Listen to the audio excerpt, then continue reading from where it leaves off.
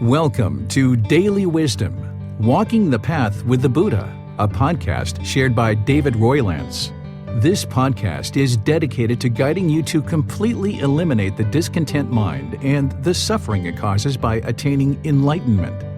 Learn and practice the teachings of Gotama Buddha that will guide you to fully attain a peaceful, calm, serene, and content mind with joy. To support this podcast, visit patreon.com/support Buddha or visit buddhadailywisdom.com, where you will discover a full range of courses, retreats, and online learning resources to assist you on the path to enlightenment. Now, here's our teacher to share more.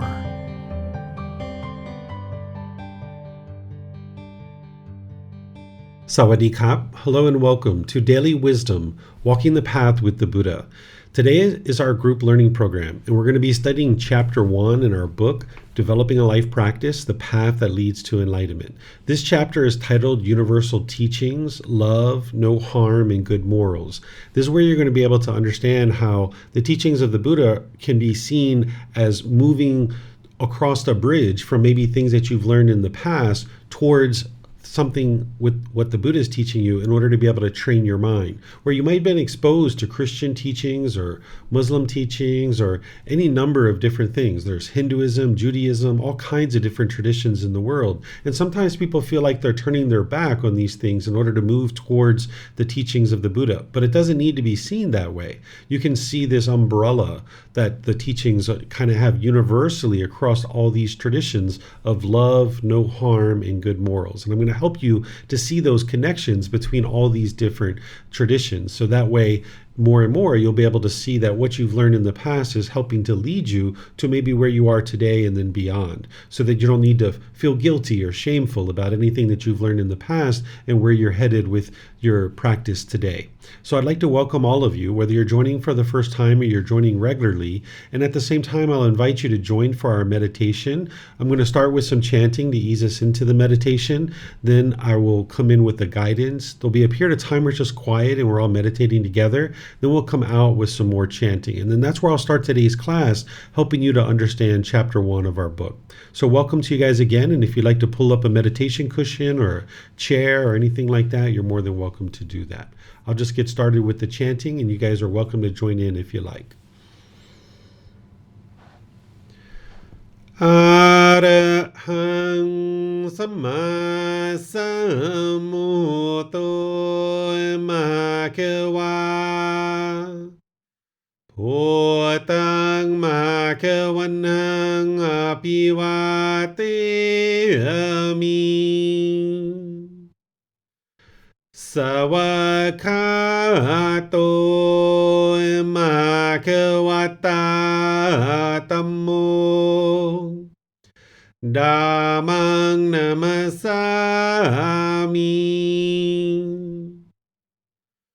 Supatipano Bhagavato Sāvaka Saṅkho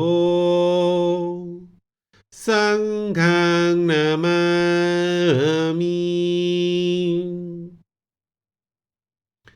Namo Rasa Bhagavato Arahato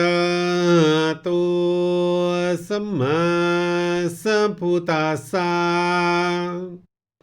Namo Rasa Bhagavato Arahato Samma Sambuddhassa Namo Rasa Bhagavato Arahato Samma Sambuddhassa Iti pisu Bhagava Arahang Samma Sambuddho Vicacaranang Sammuno Sakatoro Kavitu Anuttaro purisa dhamma sati satatava manusana Poto Bhagavati.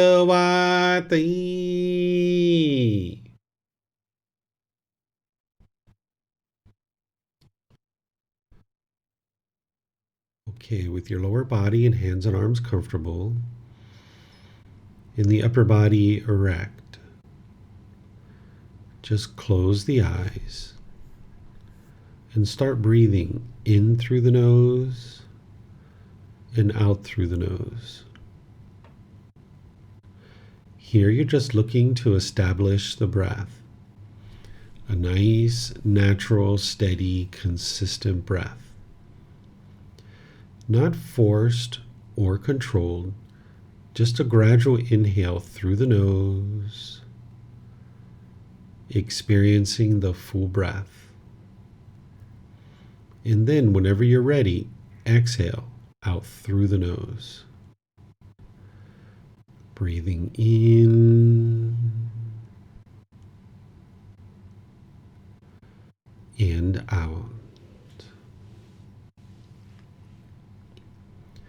Breathing in and out. Your breath may not match up with the guidance that I'm providing, and that's okay. This is your practice. I'm just here for guidance. You can use this voice as a reminder that whenever you get to the next inhale, breathing gradually through the nose, developing a nice, natural, steady, consistent breath. And then whenever you're ready, exhale out through the nose, experiencing the full breath. Breathing in and out.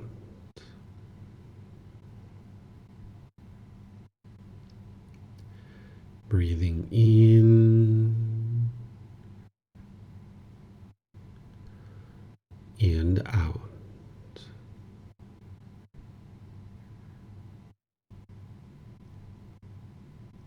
With the breath well established, start fixating the mind on the breath.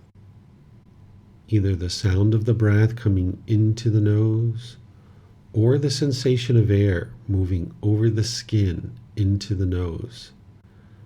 The breath is the present moment. Fixate the mind on the breath, the present moment.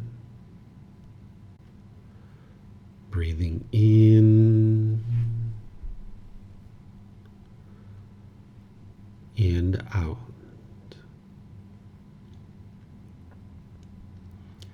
Breathing in and out. With the mind fixated on the breath, whenever you notice that it moves off the breath, cut that off, let it go, and come back to the breath, the present moment.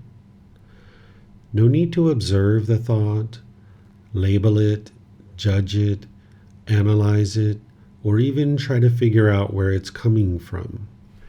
Whenever you notice that the mind is moved off the breath, cut that off, let it go, and come back to the breath, the present moment. Breathing in and out. Breathing in and out.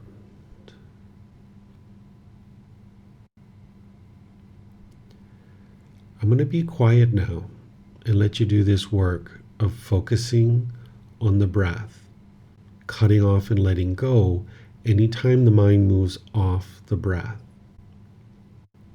Then I'll be back with more guidance on loving kindness meditation. You have nowhere to go. There's nothing to do. No one needs you right now. This is your time to focus on the breath. Breathing in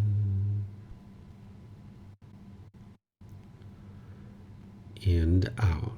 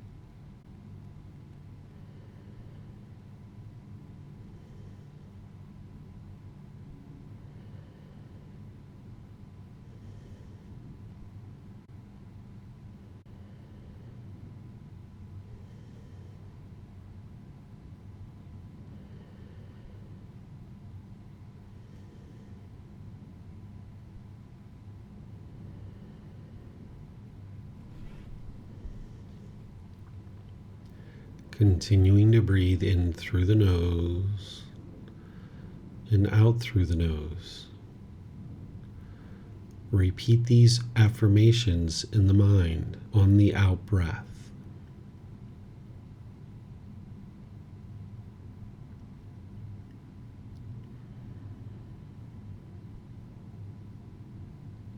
May I be peaceful.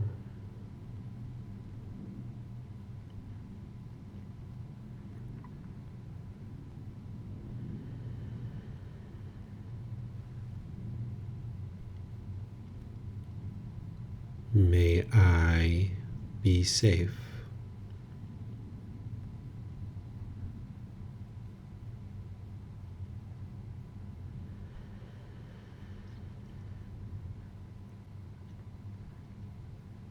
May I be well.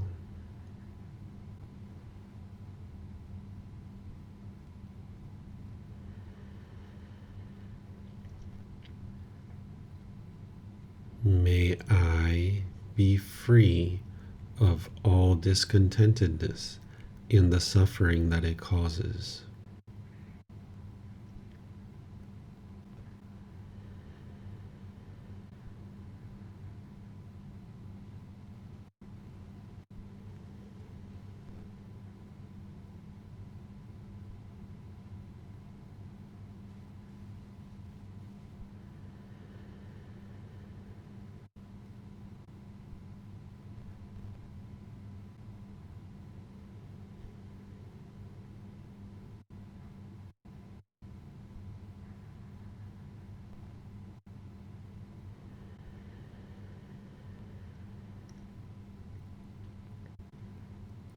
May mom and dad be peaceful.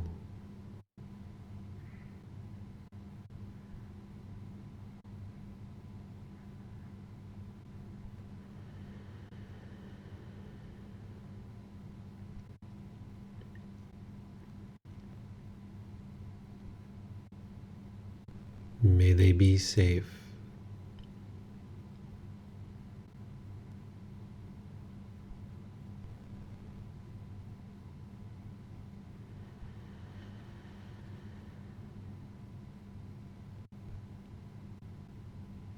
May they be well.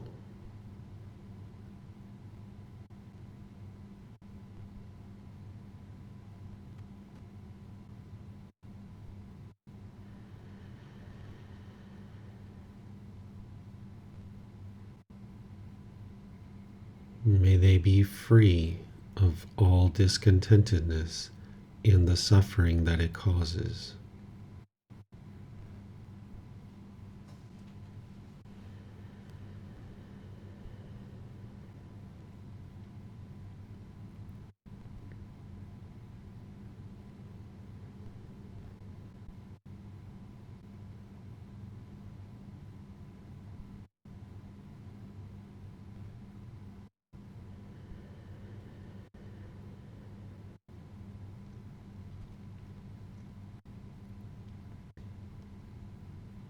May my family, friends, neighbors, and co-workers all be peaceful.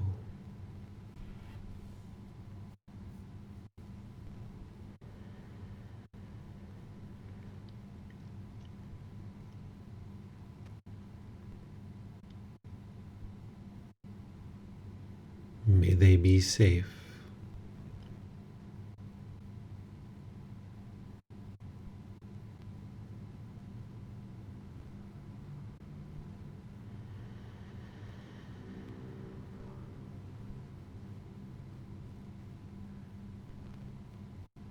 May they be well.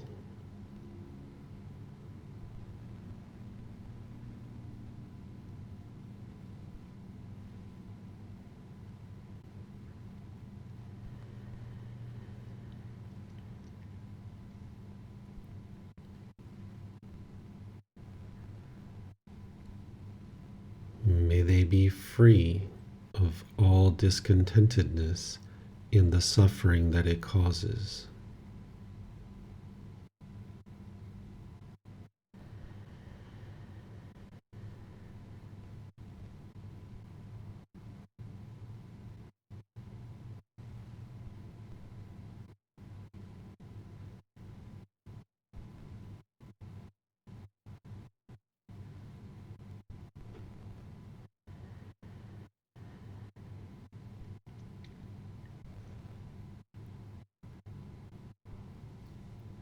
May all those who have caused me harm be peaceful.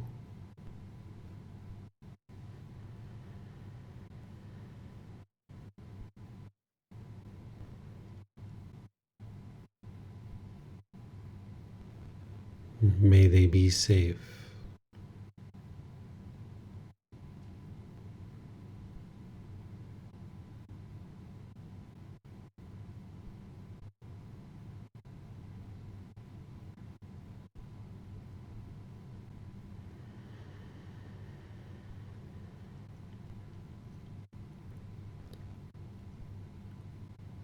May they be well.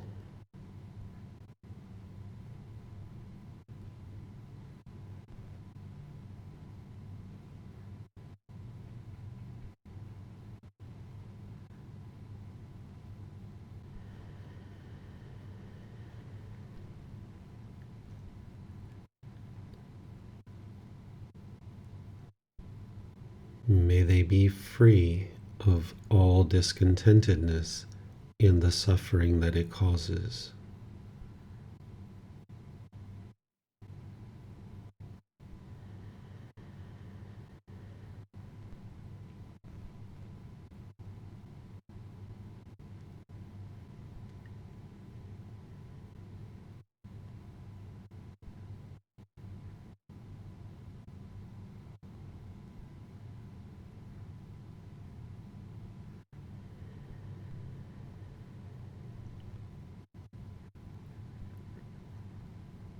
May all those who I have harmed be peaceful.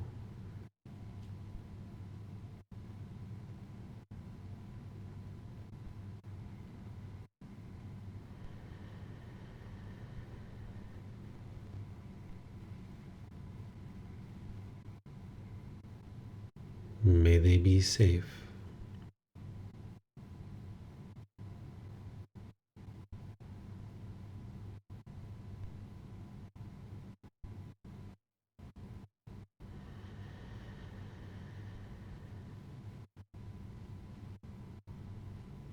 May they be well.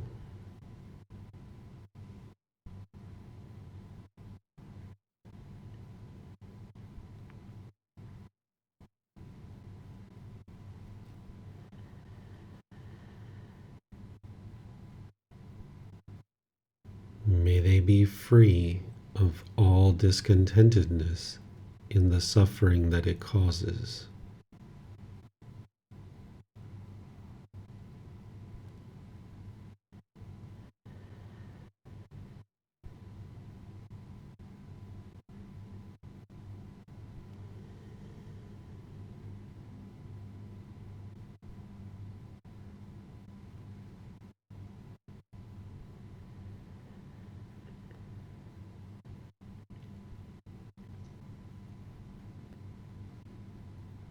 May all beings, wherever they reside, be peaceful.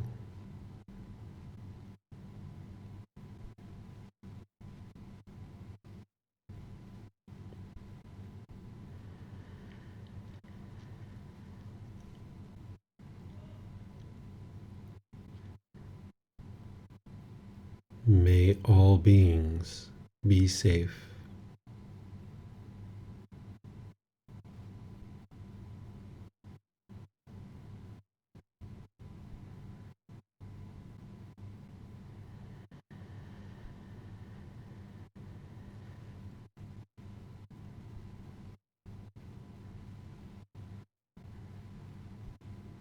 May all beings be well.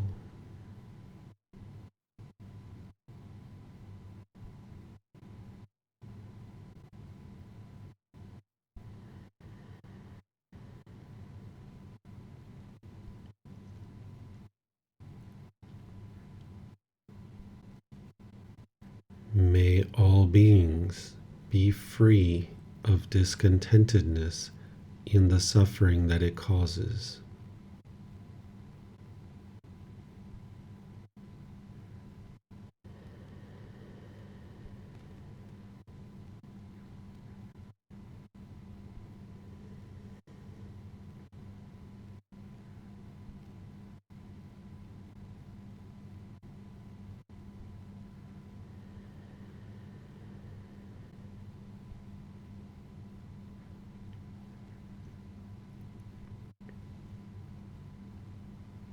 Now return back to breathing mindfulness meditation, focusing on the breath, cutting off and letting go anytime the mind moves off the breath. Breathing in and out.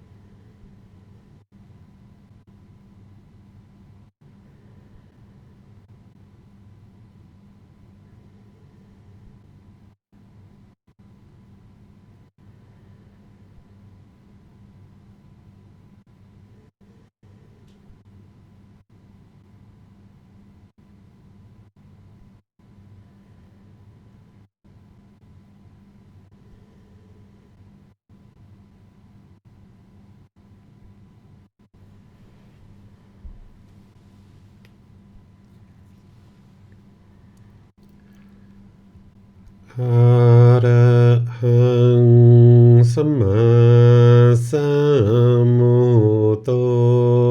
Bhagava Bhutang Bhagavanang Abhivateyami Savakato Bhagavata Dhammo Dhammang Namasami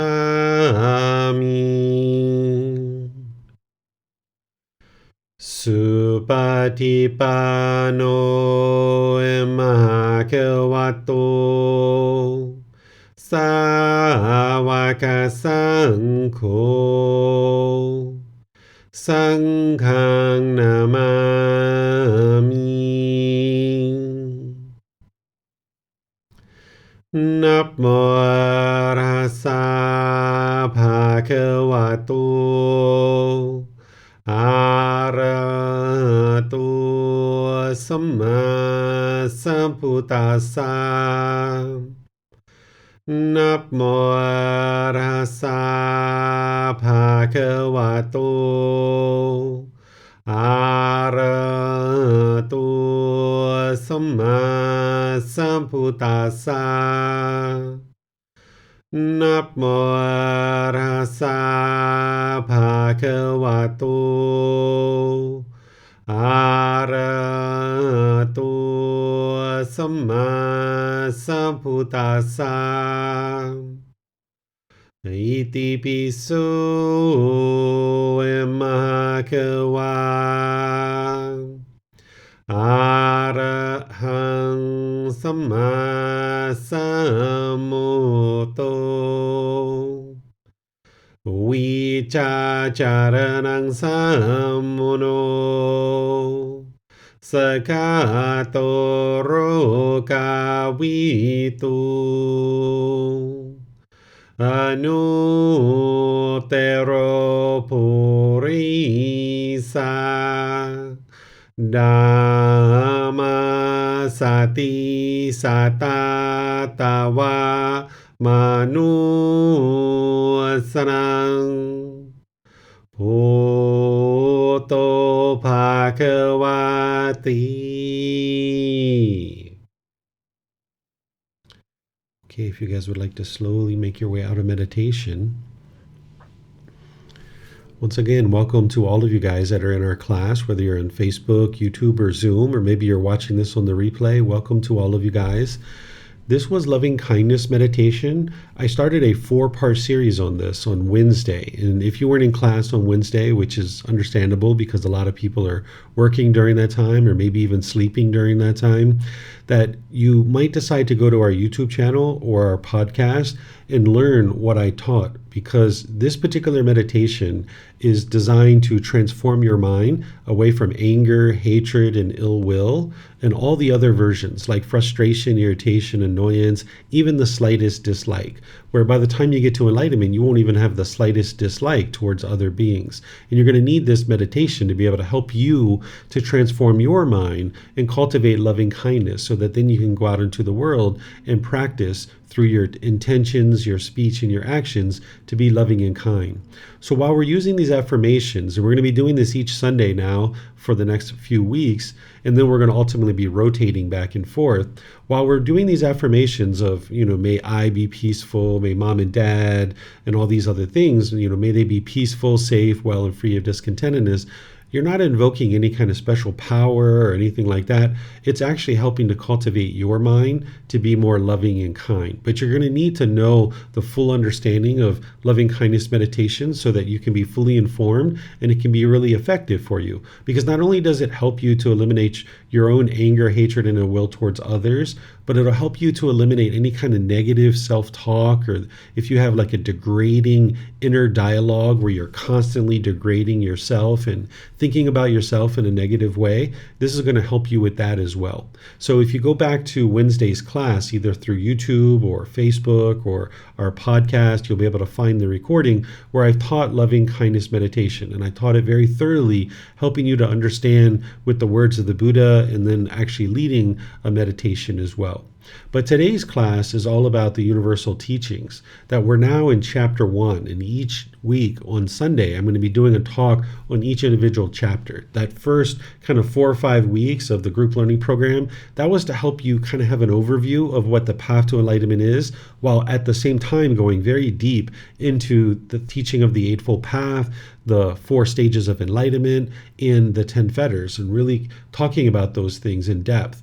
Now we're going to walk our way through this book, Developing a Life Practice, The Path That Leads to Enlightenment. You can actually get this from our website for free by downloading it. You can take it and go print it. You can get printed versions on Amazon, or if you're here in Chiang Mai, you can get them at the temple by just reimbursing us for our printing cost so that we can use that to purchase additional books. Because you might decide to read either before class or after class.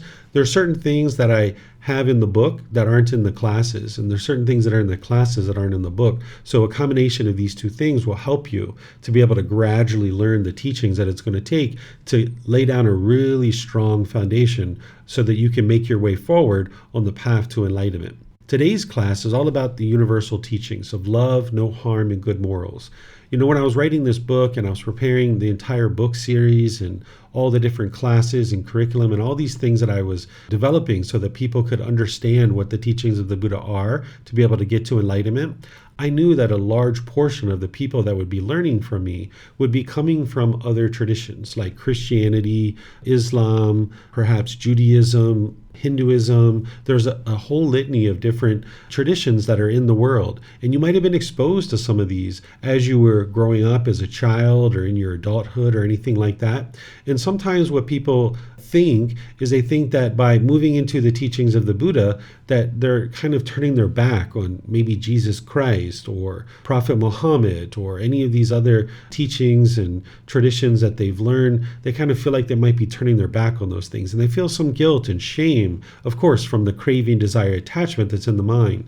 But this particular chapter, when I was writing it, it was envisioning that people would be experiencing that, because I used to teach in the USA starting in 2005, and I was teaching Thai massage and a little bit of Buddhism, and I heard a lot of this kind of thing when people were interested in moving into Buddhism. They felt like they were turning their back on the things that they had learned, not just, maybe Prophet Muhammad and Jesus Christ, but maybe they felt like they're turning their back on grandma or grandpa or mom or dad or any of these other things.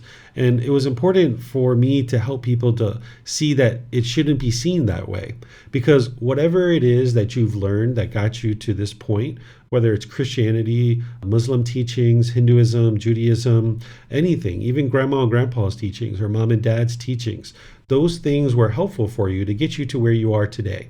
But if you're still experiencing anger, sadness, frustration, irritation, annoyance, guilt, shame, fear, stress, anxiety, loneliness, boredom, shyness, resentment, jealousy, that means the mind isn't fully wise to everything there is to know about how to transform your mind to get to the point where it's enlightened. And that's understandable, because if you haven't dove into the teachings of the Buddha, you wouldn't have known how to do that, because a lot of these other traditions are focused on other things.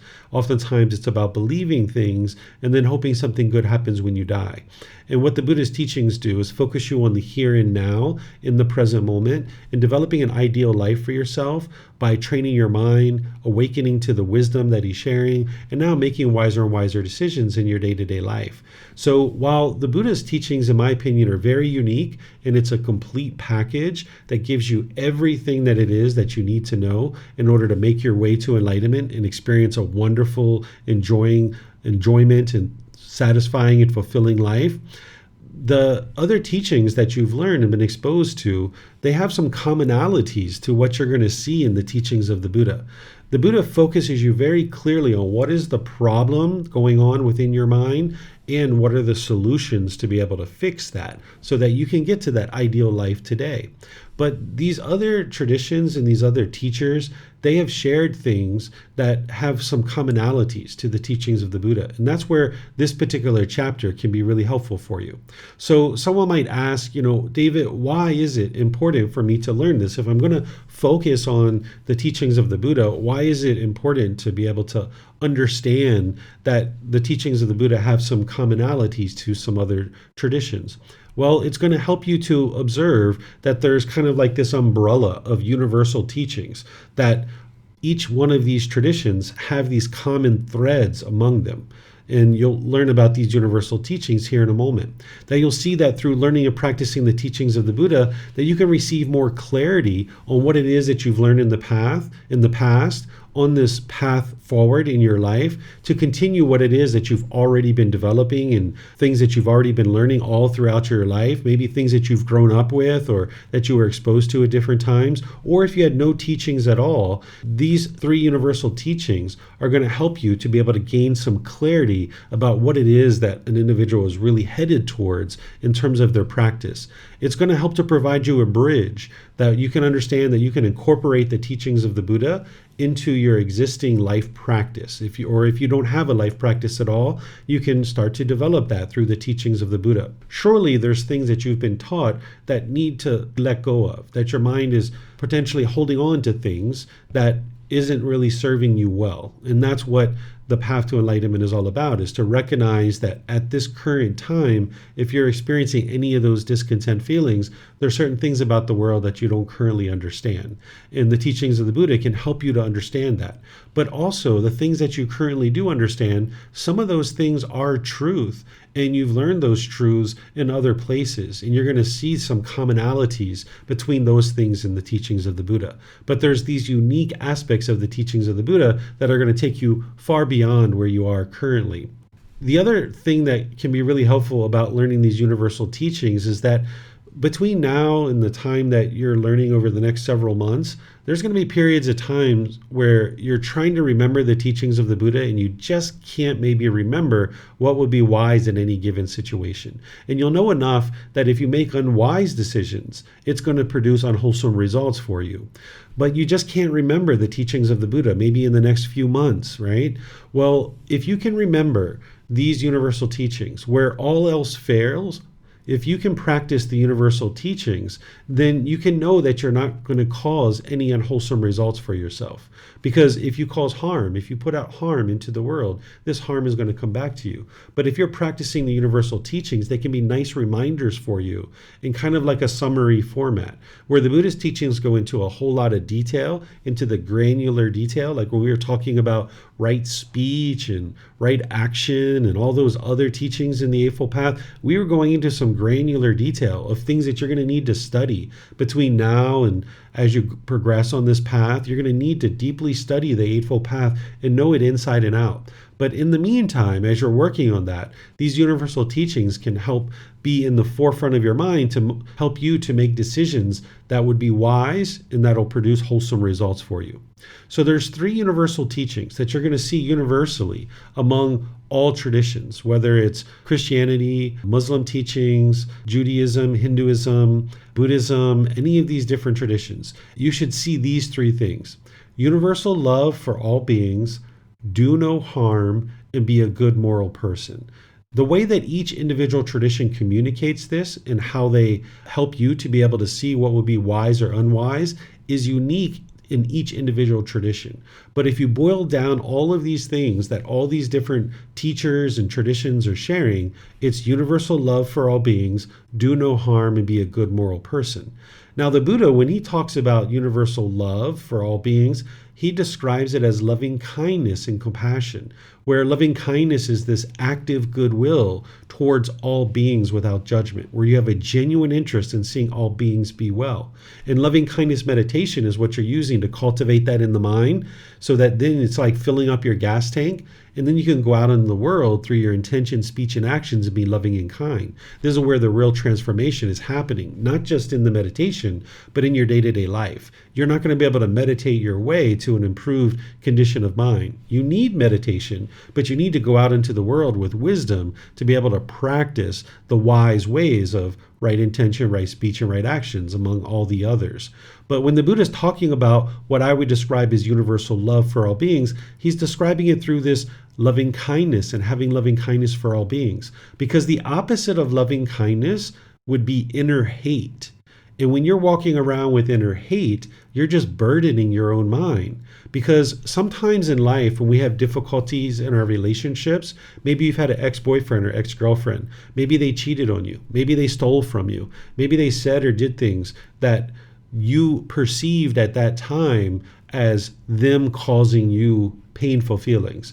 But perhaps by now, if you've been studying with me for any amount of time, you would know that it's your own mind that's causing these feelings.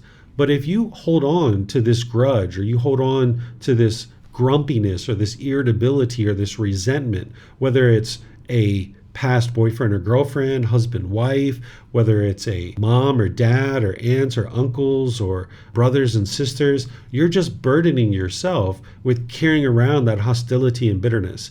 Because sometimes people think that they're getting back at the other person for holding on to this resentment. Someone might think that's the way to get back at that person because they felt these painful feelings and now they're perceiving it as the other person is causing them.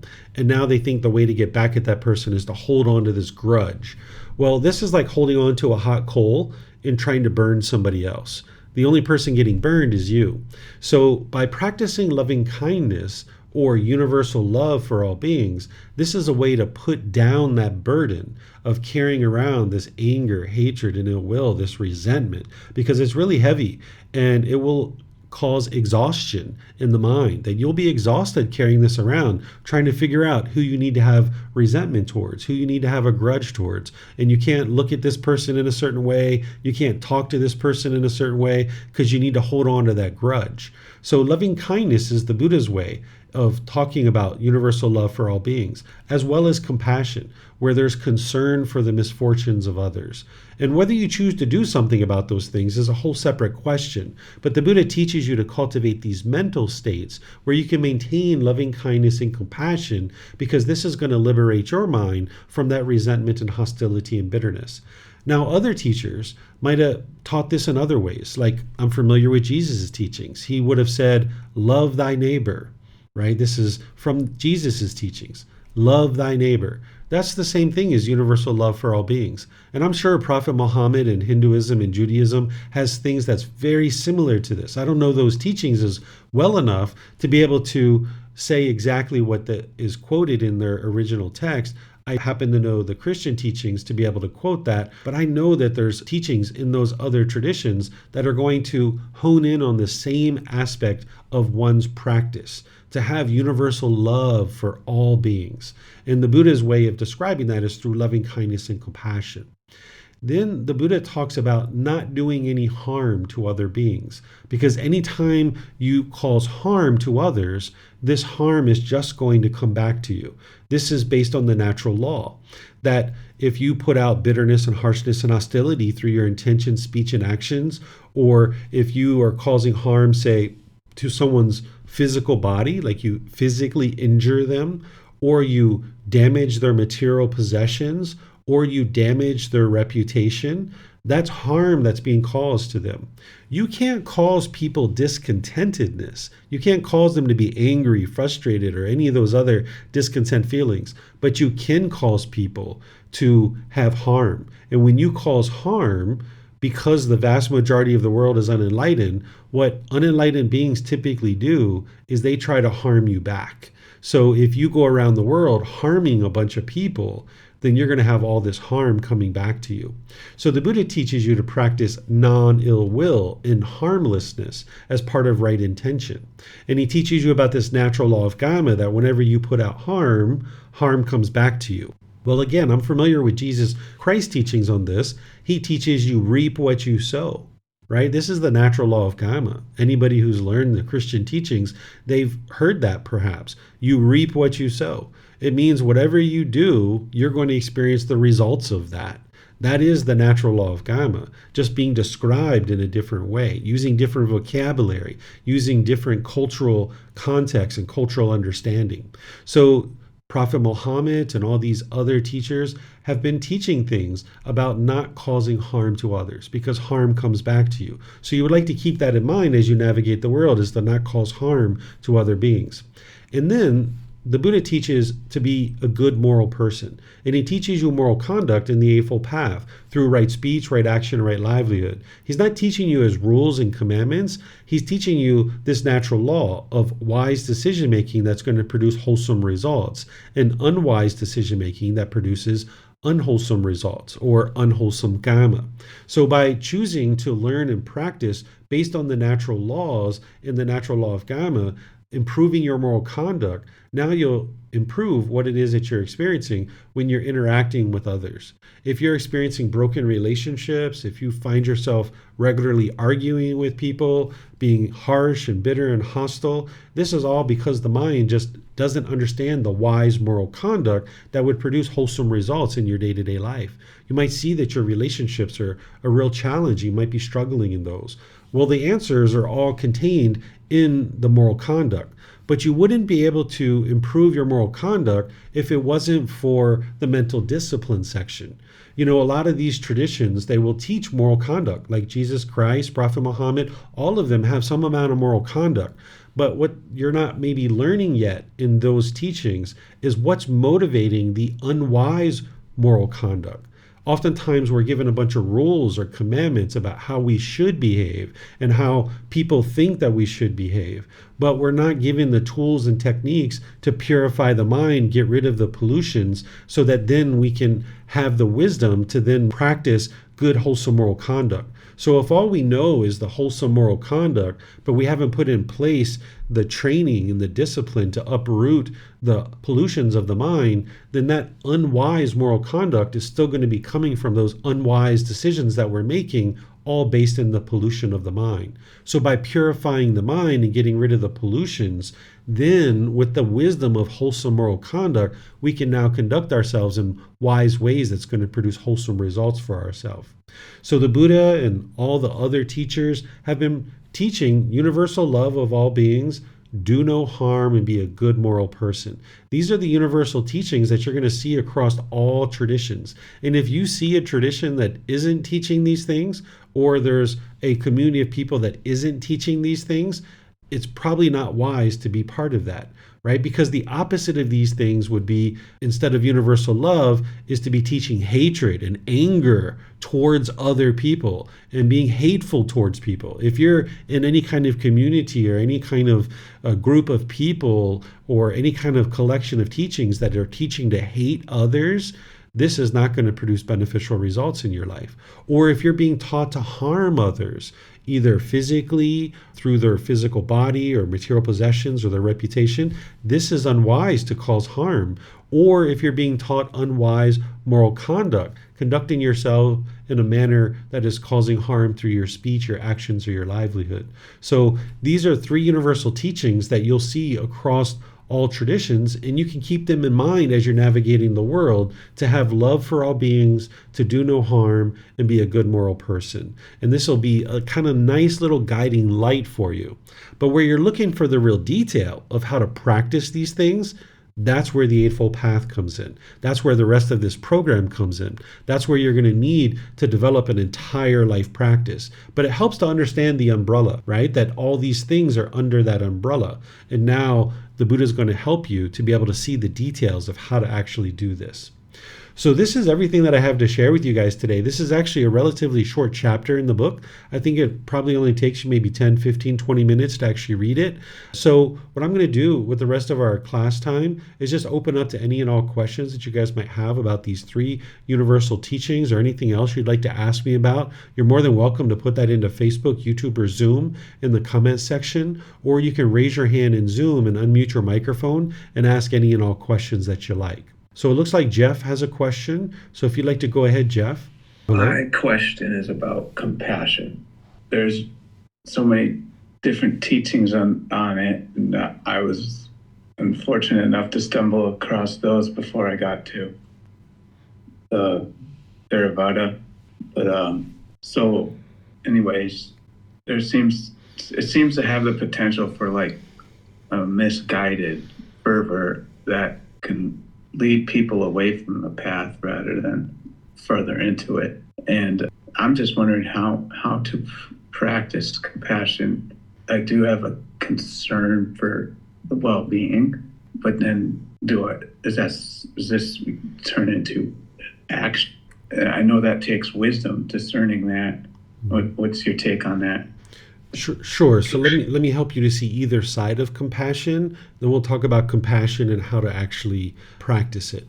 So on one side of compassion that isn't compassion, but if somebody's not practicing this mental state of compassion, they will be indifferent to people's suffering. They will be indifferent to other people's misfortunes. So maybe you see a homeless person and you're like, so what? It's not my family. I don't care. That's their karma. Or you see someone who is struggling with a medical illness. You know what? So what? I don't care. It's not me. It's not my family members. Who cares? And that would be indifference, right? So that's opposite side of compassion. But then all the way on the other side, the opposite side of compassion, on the other side, is where there's worry and anxiety about the world, where you look out and you see the difficulties and struggles that the world has, and now there's all this worry and anxiety and stress because, oh my goodness, there's a war. Oh my goodness, children are being abused. Oh my goodness, this is so horrible. And now you're all shaken up by that. So either side of that isn't the middle way. If you're indifferent and you could care less about what happens to other people, that's not what's going to promote the enlightened mental state. And if you're worried and having anxiety about every little thing that's happening in the world, or even the big things that are happening in the world, that's not where you would like to be either. That's not compassion. That's craving, desire, attachment that is producing painful feelings like worry and anxiety. In the middle, you've got compassion, where there's a concern for the misfortune of others. And a concern for the misfortune of others is a mental state. It doesn't mean that there's going to be any action behind it, but you would like to maintain the concern for the misfortune of others. So I'll give you some examples. I've been in situations where I've been driving down the road. I don't ride a motorbike anymore, but let's just say in the past when I was riding a motorbike, I would see somebody have a motorbike accident. And I would pull over to the side of the road, I would turn off my bike, and I would try to help that individual. And I would do what I could do to be able to help this individual that's having this motorbike accident. So it was the compassion, right? The mental state of the concern for the misfortune of this person that was in the mind. But then whether there's any action behind it, that's where your generosity comes in, and that's where your right action comes in, if you choose to do that. But it's not that every single time someone has a motorbike accident, you're going to do something about it, because that would be permanence. Because there were other times when I would be coming home on my motorbike and I would see somebody have a motorbike accident. Maybe I just ordered some food at the restaurant and I'm taking it home to my son, and maybe I'm on my way home, it's like 2 p.m., 3 p.m. in the afternoon, and I know he hasn't had anything to eat all day, and he's waiting for this food. And when I look, I see that this person has 2 or 3 people around them that are helping them, that someone else has stopped and actually is helping this person. So in that situation, even though there's compassion, where I have concern for the misfortune of that person, that I looked to make sure that they had somebody to help them, my compassion and my action took me towards delivering this food to my son so that he could have that food. And even if it wasn't my son, even if it was just somebody else, this person over here that I have concern for that had a motorbike accident, they've got people to help them. So this person that's sitting at home, they don't have anybody to help them there. I'm the person to help them. So the compassion is a mental state that you're maintaining in your mind at all times. But whether you actually apply any action behind it, and including generosity, because any kind of action would need to be from generosity, that's going to be on a case-by-case basis. On each situation is going to be different. It's important to always understand that the teachings of the Buddha aren't a decision tree where it's like, if this happens, do that. If this happens, do that. Because that would be a permanent answer for every single situation. And every single situation is different. So you need to be able to take in the variables, use your wisdom with this mind at a higher consciousness, and decide what would be wise in any given situation. And this is what's going to help to bring you to a point where you can maintain your compassion, but you don't feel guilty and shameful about not stopping for that motorbike that had an accident, because you understand that, hey, I can't help everybody. It's not possible. And this person has help from other people, so there's no guilt or shame or anything. You can just keep on going in your day, and you can just move on. So whether you actually choose to put action behind it is going to be unique in each individual situation. So let me see if you have any follow-up to that, Jeff.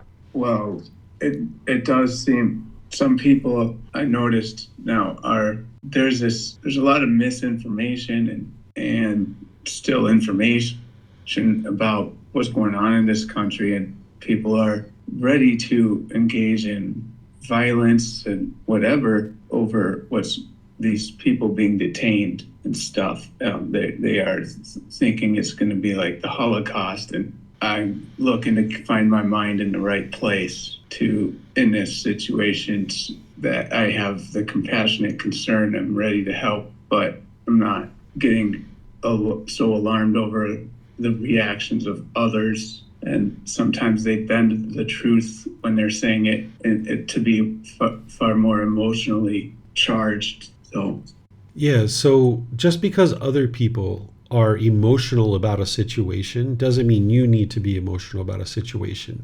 And also, just because you're not emotional about a situation doesn't mean that you don't care and that you don't have concern. In the unenlightened state, with a lack of wisdom, people associate emotion with love or concern. That's not love or concern. It's not the concern that is producing the anger and the frustration at, I know you're in America, the people being detained that are immigrants. It's not the care and concern. It's not the love that is producing the anger and frustration. And if there's sadness, that's not the care and the love that's producing that. It's the craving, desire, attachment. Learning how to have care and love for a being while not having those emotions and being able to see that those are two separate things is very empowering for you, because the vast majority of the world thinks that if you go to a funeral and you're crying, that means you loved grandma. And if you're not crying, that means you didn't love grandma. And that's not actually true. But this is what the large perception is. So if you see people going around angry and bitter and harsh and hostile and frustrated, if you see people crying and upset and you're not doing that, that's completely fine. You can maintain your loving kindness and compassion without those emotions, because those emotions aren't coming from loving kindness and compassion. They're coming from the craving, desire, attachment. Okay. All right. So it looks like Joe has a question, or maybe Adela. Yes. Hi, David. This is Adela. Hello. My question goes back to kind of the beginning of the class where you talked about, feeling guilt, or maybe like you're turning your back on your family or your traditions, especially when it comes to like if you've grown up with different religions. So my family's Muslim. I don't practice it anymore, but I still feel a good amount of guilt, and almost like I'm turning my back on them, and not because of, that I've started kind of these classes and stuff, but just because I've like turned away from it a little bit and don't practice it as much as they do. And for example, in being a Muslim, you can't eat pork. And so I eat pork sometimes, and then I'll have like bacon, and I'll feel guilty of eating bacon. So I'm curious, like, where does that guilt come from? Is it attachment? Is it like a need to be like accepted by your family? Is it not wanting to hurt their feelings? Like, where does it come from? And then, will practicing Buddhism and the teachings of the Buddha help you let go of that guilt? And then just another part of that really quick is, if I were to keep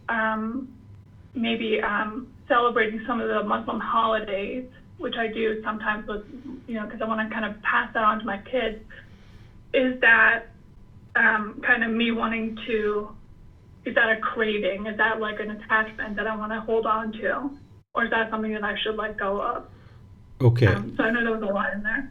Yeah, I'll answer as much as I can remember. And then if there's something that I've left out, just feel free to follow up. So anytime you have any discontent feelings in the mind, it's always coming from craving, desire, attachment, the wants and expectations. Specifically, which craving it is, that's where your mind has to investigate that with your mindfulness and figure it out. So that guilt or shame that you're experiencing from not practicing the Muslim teachings, you mentioned a few things that would be potential cravings, like feeling like, I can't remember 100%, but you were saying feeling like I'm not accepted by the family, or some of these things like this. If there's a craving to be accepted by the family, and by you not practicing the teachings, you feel like you're not going to be accepted by the family, that's the craving, desire, attachment that's producing the guilt. So you need to be able to look inward with your mindfulness and be introspective and figure out, what are the exact cravings here? What is the mind longing, yearning for? What is it wanting? What is it expecting? I want to be accepted by my family, and I don't feel like they're going to accept me if I don't practice the Muslim teachings. And now you can see that that is the specific craving that you're going to need to let go of. And that's where the meditation of breathing mindfulness meditation is training your mind to let go, as well as the generosity trains your mind to let go, and all those other teachings, that whenever you notice that thought coming up, you got to cut that off and let it go. That's the mental discipline of the Eightfold Path, that you use your mindfulness to be aware of the mind, and where you see it's coming up, you cut it off and let it go. You're not suppressing it. You're cutting it off and removing it out of the mind, not allowing the mind to dwell in that longing, yearning to be accepted by the family. Because if the family accepts you or not, it's based on their decisions, and it's based on what's going on in their mind. If they have craving, desire, attachment for you to be a certain way, and you are not that way, that means that they're not practicing true love with you if they don't accept you, right? Because they have certain expectations of things that they want you to be, and they will only accept you if you meet those criteria. That's not true love. That's not unconditional love. And in those situations where people have done that with me, hey, I'm fine if they're not interested in loving me, because if they're going to have all these conditions, and even though there's no such thing as conditional love, I'm not interested in subscribing to that. So if an individual says, hey, if you do all these things, I will love you, but if you don't do these things, I won't love you, hey, that's not true love anyway. I'm fine with that. See you later. Of course, I'm going to be polite, kind, friendly, and respectful in choosing to have any kind of conversation. But I suspect your family is going to be having unconditional love for you. But at a certain level, what oftentimes happens is our unconditional love gets tainted by our cravings, our desires, our expectations, our wants. So if your family wants you to practice the Muslim teachings and you're not, even though they have unconditional love in there for you, it can get tainted and polluted with all these expectations. And that's not something that you're interested in doing to yourself, is putting on all these expectations where you're trying to live up to some magical thing of how you're supposed to conduct yourself. Instead, just realize that there's some people in the world that practice Muslim teachings, and there's some people who don't. And there's some people who start out with Muslim teachings in their life, and then there's some people who switch and do other things. And you're able to do that without any kind of guilt if you eliminate the underlying cravings that are producing it. But you need to look inwards to see what is the cravings, desires, attachments, because anytime there is a discontent feeling, it's always because of craving, desire, attachment. In terms of the holidays, what you choose to practice is up to you. The Buddhist teachings aren't telling you what you should or shouldn't be doing. They're not giving you a bunch of rules and commandments like don't eat pork or don't do this or don't do that. He's helping you to be able to see the natural laws, and you're going to need to cultivate that wisdom and come to a conclusion of how you would like to conduct your life. The Buddha is not telling you what you should or shouldn't do and how you should conduct your life. He's helping you to be able to see that yourself. So whether you choose to continue to practice the Muslim holidays and share that with your children, that's a personal choice for you. If you're attached to them, which it's possible that you are, then you would feel uncomfortable and you would feel discontent by not sharing those with your children. And it doesn't mean that you shouldn't share them with your children. You just need to get to a point where you don't have a craving, desire, attachment to do it. Because with craving, desire, attachment, you'll push it on your children. You'll tend to force it on them. And then they're going to reject it, and they're not going to be interested in it anyway. So you would like to, if you're going to share these holidays with your children, is do it without craving, desire, attachment, where there's not this longing, yearning. And it's only you that can determine whether something is a craving, desire, attachment. Just the fact that somebody is practicing a certain holiday doesn't mean that they're necessarily having a craving, desire, attachment. It's all about how the mind is thinking about this. Is there longing and yearning? Is there this craving where there's this permanence that the mind wants? I usually give this example to help you see that it's not the object itself. It's not the practicing the holiday itself that determines whether or not it's a craving, desire, attachment. It's how the mind processes it, how it thinks about it.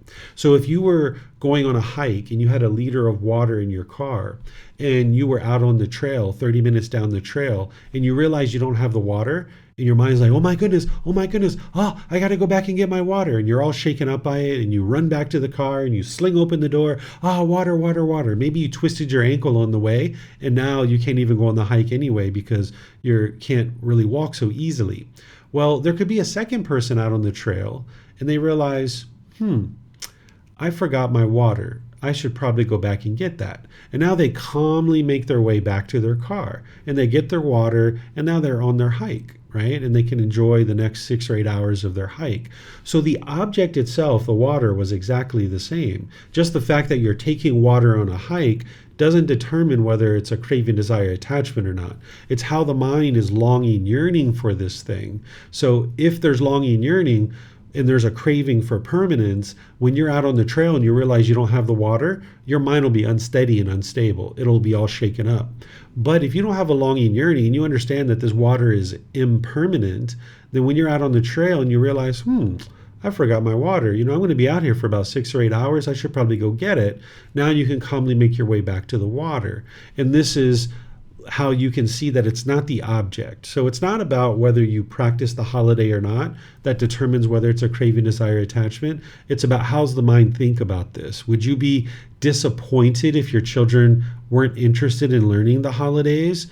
If so, that's a craving, desire, attachment. If they, if you weren't able to share it with them, say like maybe they moved away. I know that your kids are young, but let's just say they moved away and you weren't able to see them for the next 6 or 8 or 10 years. Would you be disappointed that you couldn't teach them these particular holidays? And if so, yes, it's a craving, desire, attachment. And you need to eliminate that.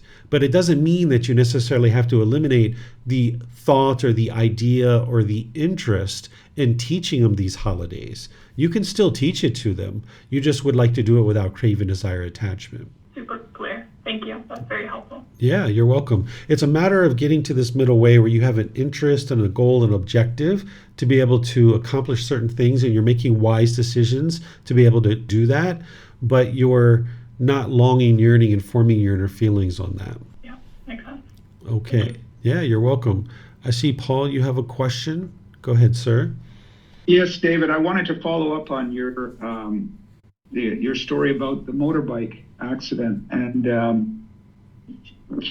I'm curious, like, as a fully enlightened being, can a person drive by an accident like that in that situation and not have a good excuse for not, like you had good reasons to make your decision to not stop in the second scenario, but as a fully enlightened being, can you not stop and carry on even if you don't have a good reason not to, like meaning there's not somebody helping them and you don't have other concerns or issues that like delivering food and stuff?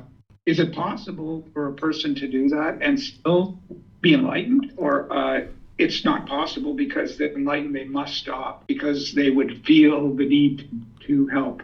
Yeah.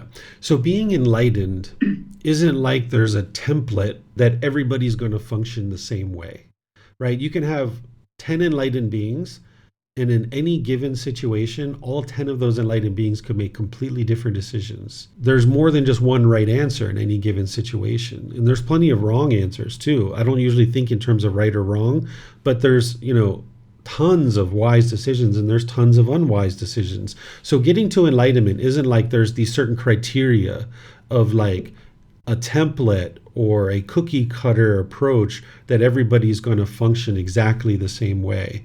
It's more about you've eliminated the pollution of your mind. Your mind's now completely peaceful and joyful. But how each individual makes a decision is going to be different in each of these situations. So to answer your question directly, the answer is yes. An individual could choose to stop or not stop and still be enlightened, because your enlightenment isn't determined on whether you stop or you don't stop. Your enlightenment is determined based on the pollutions of your mind, and do you still experience discontentedness? But being fully enlightened, you're very wise. And the wise decision, isn't it, in this simple scenario there, you're driving your own motorbike, so you're in tune with and very much conscious of what it's like to be in a situation where your bike breaks down or you have an accident.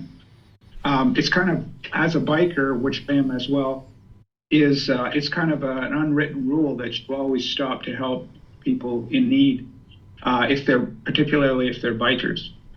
So if they run out of gas or something, you don't ever drive by. You stop and you help.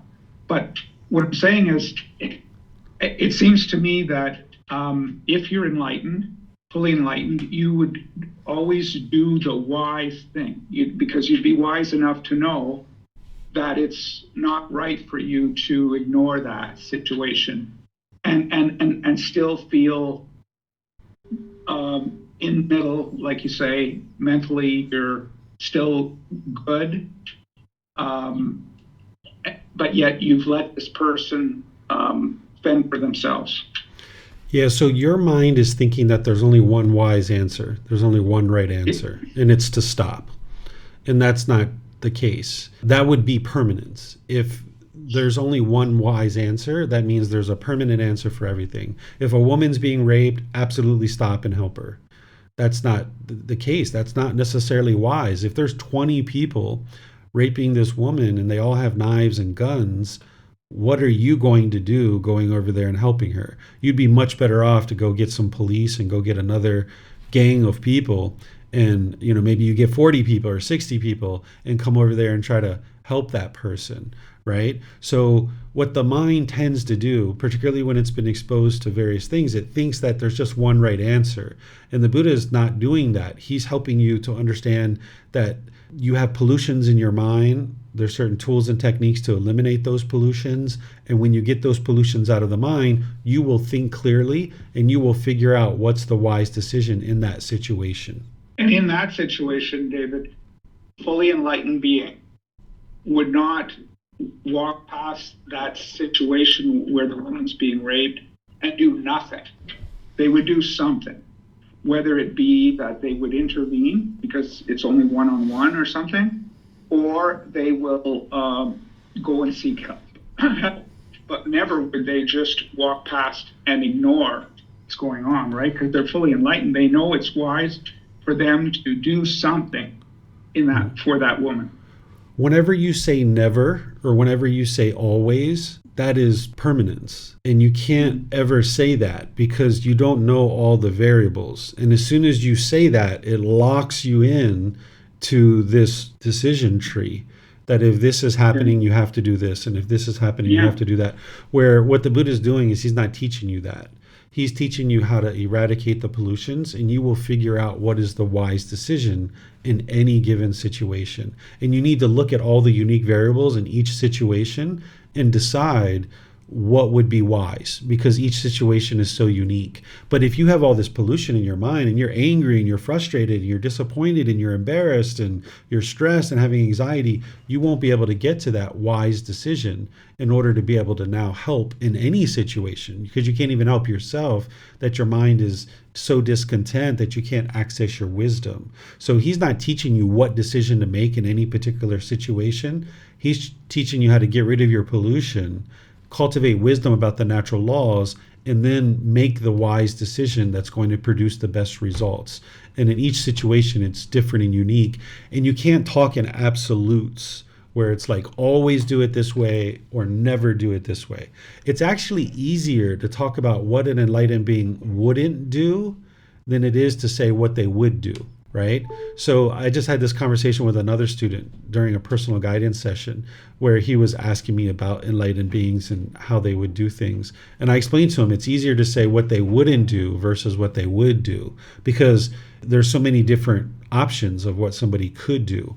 But what they wouldn't do in that situation is they wouldn't be discontent. They wouldn't be angry. They wouldn't be frustrated. They wouldn't be stressed. They wouldn't be having anxiety. They wouldn't be yelling and hollering and screaming and with vengeance and aggression and hostility. They wouldn't be doing those kinds of things. Their mind would be still calm, and their mind would still be able to now function in a way that produces the best result for everybody involved. And if that includes going to get help, sure, that's what they would do. I think that it would be very challenging for anybody, enlightened or unenlightened, to ignore this woman being raped, right? I think it would be very challenging for anyone, unless that person's mind is so heavily polluted that they support and condone that type of conduct, right?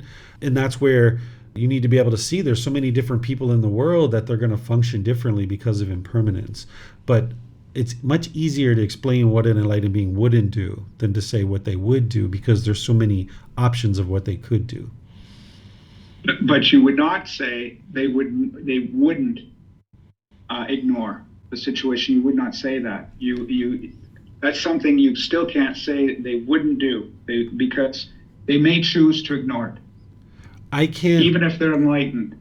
Yeah, I can't imagine an enlightened being ignoring a situation where a woman is being raped. I can't imagine that they would do that. But once you start using the word never, that's where you're talking in absolutes. So that's where I say, I can't imagine. I suspect an enlightened being would function in this way. But that is my perspective, right? And I don't know all the variables out there. If as a teacher I say an enlightened being will always do it this way, now it's locking that in. And now when there's these unique variables that this individual is unable to function in a way that would be wise because they're locked in to this absolute way of looking at the world, which is permanence. And you need to be able to see that there's many shades of gray, and you need to find out which shade of gray or white or black would be wisest to use in this situation. Okay. Yeah, I get it now. It's more about, I'm talking, there's no absolute here. It's the point taken is that, you can't imagine it. It would be very, it's hard to imagine that an enlightened person not doing something, but they don't necessarily do anything because that's permanence. Right. I had another question, another scenario. Let's say it's got to do with you can't cause a person's discontentness, but yeah, like if you're walking down the street, let's say, and on the other side of the street is a neighbor, and you don't wave to them. You know them, but you don't wave to them for whatever reason. Mm-hmm. And that causes them discontentedness. Haven't you caused their discontentedness, even though, I mean, you didn't, if you hadn't been there, you hadn't been on that street that day at that very moment, they wouldn't be discontent. But you being there and ignoring them has caused them discontent. You didn't physically harm them or anything, you just ignored them. Isn't that causing the discontentment? No, what's causing it is in their mind, they're having a craving, desire, attachment for this person to wave to them. They think that it's permanence. Where let's just say you were walking down the street and the sun was in your eyes and you didn't even see them there. And you didn't even know that they were on the other side of the street because you were being blinded by the sun. And now because of this impermanence, their mind is craving permanence where they want everybody that they know to wave to them. They're craving permanence. And now when they experience impermanence where someone hasn't waved to them, now they're causing their mind to be discontent. So their mind is craving permanence. It's their mind that's causing the painful feelings because they're having this contact through their eyes, which they're seeing something that is disagreeable to them. Seeing someone that they know, a neighbor, walk past without waving, that is disagreeable to them. And now their mind craving permanence, wanting everybody they know to wave to them, and that didn't happen. Now their mind is discontent because they don't understand the universal truth of impermanence, and they're still craving this permanence. Yeah, but you can see why I would ask that, because it's sort of like, it's always it's a tough thing to get to accept and to understand, is that you're not causing somebody else's discontentedness with a scenario like that. You said, well, if I hadn't gotten out at that moment, they wouldn't be discontent. So I must have caused it, but no, regardless of my behavior, they're choosing to be discontent. And so it's not it's not me that caused it. Right. So here in Thailand, you probably know that we why instead of, people wave still, but, whying is the gesture. So at one point, I used to get discontent when someone didn't why me. So if I whyed them and they didn't why me back, I would get discontent. So what I did to solve that is for several days, I walked around the city and I whyed every single person that I saw. I'd just be walking down the street. I'd see somebody, I'd why them. There'd be like a waiter standing in the doorway of the restaurant. I would why them. And only about 10% of the people whyed me back because I live in a tourist town and most of the people I was whying were tourists. Of course, most of the Thai people whyed me back, but even some Thai people didn't why me back, right? So this was the way that I trained my mind to understand that, hey, this is impermanent. Whatever craving you have for everybody to why you, it's not going to ever happen. There's going to be people who don't why you. You need to go around and learn how to be just as happy, just as joyful, just as content when people are whying you as when people don't why you. So that's what you need to be able to do, is be able to do these kinds of things to solve it. That's why just meditating and practicing these kinds of things, those are important, right? And the Eightfold Path, that's why I started the program with that. But when we get deeper into the program, when we get to like chapter 13, you guys are going to be learning about things like this, where you're going to need to put your mind in the situation that it doesn't want to be in. And for me at that particular time, it was, people not wanting me. So I needed to create that over and over and over again to desensitize the mind so that it could let this attachment go. And that's why, if we can talk about the spoon dropping for you, that's why I recommended to you to have your wife drop the spoon, because you need to desensitize your mind to that and not associate it with something negative. Because your mind's been conditioned to think that that's something bad. In the example that you had where a neighbor gets angry, their mind has been conditioned to think that everybody has to wave me. And if everyone doesn't wave at me, I'm going to be angry. And that's their craving for permanence. And the mind needs to let that go, because that's how you're going to get to peace and joy. That some people are going to wave to you and say hello and other people are not. And that's okay. And the fact that someone didn't wave to me doesn't mean they don't like me, doesn't mean they don't respect me, doesn't mean anything like that. It just means they didn't wave. That's it. That's just impermanence. Maybe the sun was in their eyes. Who knows? Yeah. No, funny, what occurred to me is that probably I'm bringing up this question and I'm thinking about this scenario, and it's probably because I'm the guy on the other side of the street. I'm the guy who would be, I've got a long way to go on this path. So I'm the guy who does get discontent when they don't wave back. So I would have to start waving at everybody and only get 10% wave back over and over again for me to get past that. And I wouldn't be asking this question in the first place, because I'm actually the guy on the other side of the street who gets offended of somebody that I know doesn't wave back. Yeah, so your mind's going to have many cravings. And see, that's where once you start eliminating those, your mind's going to be free, because you're just waving without any expectation of anything in return. And you're just like, hey, friendly neighbor. And some of them are going to wave back to you and some of them aren't. And you need to ensure that you're not judging them and thinking of them in negative ways just because they haven't waved to you. The next day you see that exact same neighbor that didn't wave to you, wave to them again. And they may not wave to you ever. And that's okay, right? Because if you're waving to someone, it needs to be without any expectation of anything in return. You're just being loving and kind and friendly without any expectation. Yeah, it's that expectation that I always feel. And that's why I'm unhappy when I don't, get that fulfilled. That's clearly, that's important for me to understand. It's been very helpful. Thank you. Yeah, and then what someone will typically do in that situation is like, I'm never going for a walk ever again. Or I'm never going to wave to any neighbors ever again. Because the mind thinks that's the way to solve it. But that's not the way to solve it. Or you try to wave them almost down to train them to wave back at you, whether they want to or not. Yeah, that's putting expectations on people and trying to force them and control them to do it your way. Right? Exactly. Where you need to get liberated from that and just, hey neighbor, how's it going? And they may or may not even say hi to you. They might be caught up in so many problems of their own that they don't even see you, or they don't even have the warmth to even wave back. And you don't need to judge them about that. And just, that's where they are in their life right now. And you're waving without any expectation, just to be friendly and joyful, just for the being friendly and joyful. For yourself. Yeah, just because it's the wise thing to do, and that's what's going to keep your mind bright and uplifted without any expectations from others. Okay, thank you. You're welcome. All right, Jeff, it looks like you have a question, sir. Yes, can you hear me? Sure can. Okay. My question relates back to compassion again. It relates to peace. Is there ever compassion and peace, meaning like non-harming, non-cruelty?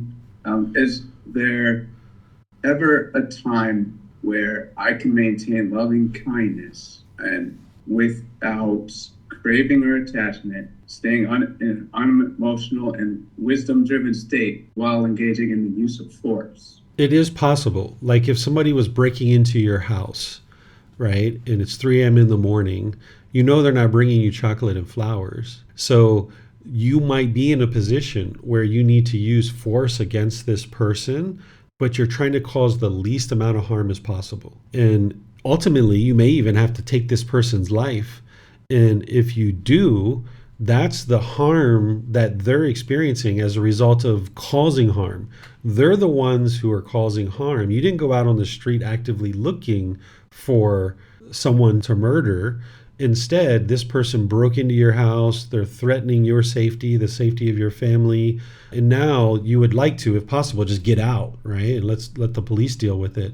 But in some situations, you're going to be backed up against the wall in a corner, and you're going to need to maintain your loving kindness and compassion and try to cause the least amount of harm as possible. But ultimately, if you needed to take that person's life, you don't need to feel guilty or shameful about that at all, because this person's receiving the harm that is coming to them based on their decision to cause harm. That's why they're getting that karma. I did not incur, and if I had that state of mind, I did not incur any negative karma. Exactly, because there was no craving, anger, or ignorance behind it. You were operating with full awareness of your mind. Your intention was not to harm. Your intention was to help. You're helping your family and yourself to stay well, because when you have loving kindness and compassion, you need to have it for this being first, right? So letting someone come into your house and just stand there and stab you with a knife, and you're just like, all right, well, I'm just going to stand here and let you stab me with a knife. That's not loving kindness and compassion, and it's producing unwholesome results for you. But instead, your intention of non-ill will and harmlessness and practicing loving kindness and stopping this threat, you're doing it with the intention of helping and practicing loving kindness and compassion. And that's why it's producing wholesome results. That this person that's coming into your house with a knife, you take a baseball bat and hit them over the head and they get knocked out. And now you just, put a blanket over them and lay on them and wait till the police arrive, right? You're not going to sit there and kill them when you don't really have to. You're just going to hold them down perhaps until help arrives, right? In this situation, you're operating through loving kindness and compassion. That's why there's no unwholesome karma that's being produced, because your intention is emanating from your loving kindness and compassion for yourself and your family. And now you're not taking it to the far as you could, which is kill this person. You're trying to just cause the least amount of harm as possible until help arrives. Okay. Mm-hmm. All right, looks like Ted or Kristen has a question. Hey, David, I blame Paul for rising this subject about waving to people. I was just telling Kristen that I am in the habit of waving and then just immediately turning away. I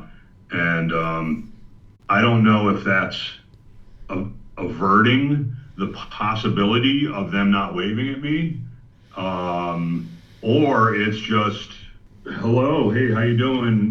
Making a nice gesture and then just driving on with no expectation. And I guess only I could answer that, but that's kind of what I do. I don't even give them the time to, I don't look long enough to see if they responded to me or not, and I don't know if it's aversion, like not leaving the possibility for them not to wave to me. It's crazy, this waving thing, right? Yeah, that's what I do. So I don't know if that's a question or just a statement, but I find it interesting. Yeah, so what you can do to know for yourself, because you would like to know these answers for yourself. You're not interested in just believing anything. So the way that you do this is you test the mind. You put the mind in that situation where you wave and continue to look at the person and see if there's any painful feelings that come up when they don't wave. And if there are, then you know that there's a craving, desire, attachment there. And if you wave to them and you get so happy, right? That's what's something that, Paul, you're going to need to be aware of too. If you wave and you get happy and excited that they've waved to you, there's a craving, desire, attachment there. And you need to cut that off. Don't get happy when someone waves to you, because then you won't get sad when they don't wave to you, right? So if you're noticing you're getting happy when someone waves to you, cut that off. Don't allow the mind to do that. Just say, hey, neighbor, how you doing? And then just, hey, it's a wonderful day, right? You don't have to feel happy. You don't have to feel sad. It's just like, hey, how's it going? What's up? So put your mind in the situation, and then you'll be able to know the truth for yourself of what's really, truly going on. Okay, so it looks like Julia has a question here. She says, "Thank you, Teacher David. When you feel the pressure of others' expectations and feel the sense to cave in because they are guilting you or rationalizing to you, how do you maintain your peace? If a loved one craves something from you, isn't it wise to not give in to train yours in others' minds? For example, if you cannot go to an event they desire you to be there at, and also start pressuring you and pressuring your other loved ones to pressure you, how do you skillfully say no, especially if your mind is not calm? Is it better just not to talk to them? Yeah, if your mind's not calm, it's not the proper time to talk, just walk away. Because if you're really bitter and harsh and hostile, you're not interested in that. So if they're craving desire attached to you, trying to force you to come to an event, that's all the more reason not to go. Because the more that they're pressuring you, and if you give in to that, next thing you know, when you say no next time, they're going to keep pressuring you. So if you learn how to either say no, and I teach a class, it's called The Art of the Friendly No, How to Say No Without Saying No. I teach this in the Harmony of Relationships course. The Art of the Friendly No, How to Say No Without Saying No. This is the way you do it. You say, oh, mother-in-law, I don't know your mother-in-law's name. Oh, mother-in-law, thank you so much for inviting me to that event. I really appreciate that you thought about me. I'm not going to be able to come, but I really value that you had invited me, or I really appreciate that you invited me. Or you can say things like, hey, mother-in-law, thank you so much for inviting me. If I'm able to come, I will let you know, right? You can just leave it at that, right? Those kinds of things. Because if someone's pressuring you to come, they're just craving for you to be there. And if you come, they're happy. And if you don't come, they're sad and frustrated. You're not going to solve that by going to all the events. So you need to be comfortable to step away and not go. And even when other family members are trying to pressure you, just know that that's not what you're interested to subscribe to. You answer them one time, you give them your answer, and then you're done. And if they keep pressuring you, don't keep replying to them. You already gave them your answer, and they just haven't accepted it. They haven't understood that when you speak and I give my answer, I'm done. I've thought about my answer and I've given it to you. They're trying to pressure you to change your decision. So if you keep saying no, no, no, no, no, 3, 4, 5 times every time they ask you to go, that's not wise. You would like to just answer it one time. And if they ask you again, don't answer it anymore. Even if you're just sitting there at a table and they're looking at you straight in the face and you're having dinner with them and they keep asking you the same question over and over, just don't answer it. You're going to need to get really good at that. And then their mind's going to need to let that go. I see that you have more here. You say, also, how do you shut down negative thoughts, or this situation comes up in my mind multiple times leading up to the event? It's preventing me from living in the present. I think societal pressures or attachments to fear of being criticized are obstacles to enlightenment. For example, I feel my loved ones do what they don't want to just so they don't want to be ostracized. So this is part of the mind's personal existence view. If you're worried about being criticized by others, this is the mind wanting to be perceived by others in a certain way. And now the mind clinging to your self-image or your self-identity, the mind doesn't feel comfortable. And it feels like, if I don't go, mother-in-law is going to be gossiping and slandering about me, and I don't want that. So let me just go so she doesn't gossip and slander about me. Instead, you need to let go of that personal existence view and realize that if people are going to think of you in a negative way and they're going to gossip and slander, for example, then that's their choice. You can't control that. And just be comfortable with going away. And it's probably not an environment that you're interested in being in anyway. And I'm just using an example of mother-in-law gossiping and slandering. I don't know that that's the case, but that's just kind of an example, right? So don't worry about how other people think of you, because you can't change how other people think of you. You need to get to the point where you let go of that. And when you're having the thoughts, the negative thoughts of coming up before you go to an event, you need to be able to cut that off and let it go using your right effort. You have your right mindfulness looking over the mind, and where you see the thought coming up, you cut it off. But just remember, when you have really strong cravings, desires, attachments, because your mind is still not fully matured, there's going to be certain ones that you can't let go of. Even though we talk about cutting it off and letting it go, it's really more like cut it off and cut it off and cut it off and cut it off and cut it off and cut it off and cut it off and cut it off. And finally, maybe a couple of weeks later, the mind will let it go, right? There's some cravings, desires, attachments that took me years to eliminate from the mind. That the mind was literally craving this particular thing for multiple years. And every time it kept coming up, I had to keep cutting it off and cutting it off. And sometimes I gave into the craving and actually went and did that thing, right? And then I could see like, wow, this was so unwise because I could see what it produced, right? So you're going to need to be comfortable with the mind can have the intellectual understanding of what it needs to do, but the mind's not mature enough to actually do it. And that's where the consistent long-term practice of being dedicated and determined comes in. Because if you're consistently doing your meditations and you're consistently doing all the other steps of the Eightfold Path, over time the mind will mature and you'll be able to let go of any craving. They're all impermanent, but some of them are more deeply rooted and harder to let go of. This one with your family, that's a really challenging one because those are the people that you're closest to and you have the deepest attachments to them. So it's really hard for you to cut those off. So while you've learned before to cut off and let go, just understand the mind's not going to readily do that in every situation. It's going to be cut it off and cut it off and cut it off and cut it off and cut it off and cut it off. And it might be one of those attachments that take you years to ultimately eliminate. But if you stay consistent and dedicated, over time, it will let go. It's just going to take time. Okay, let me see if we have any questions anywhere else. I don't see any questions anywhere else. So I'm going to end class here by just thanking all of you guys. Thank you for joining. I really appreciate that you're interested to learn and practice the teachings of the Buddha. Next week, we're going to be in chapter 2, which is titled, Why Study the Teachings of the Buddha? We're going to teach this class a little bit differently than I've done other classes. If you're reading the book, you'll be able to see what it is that I teach on this topic. And then when we come together as a class, we're going to have a nice discussion together. So that's what we're going to be doing on next Sunday. On Wednesday, I'm going to be doing the second part of a 4-part series on loving kindness meditation. You guys are more than welcome to join for that or watch the recording because you'd like to build up your loving kindness meditation because that's what's going to help you to be more loving and kind in all these challenging and difficult situations that you're confronted with each week. So thank you again for joining. Thank you for your interest to learn. Perhaps I'll see you guys in one of these future classes. Have a very wonderful and lovely rest of your day. We'll see you next time. Sawadee Krap. Thank you for listening to this podcast.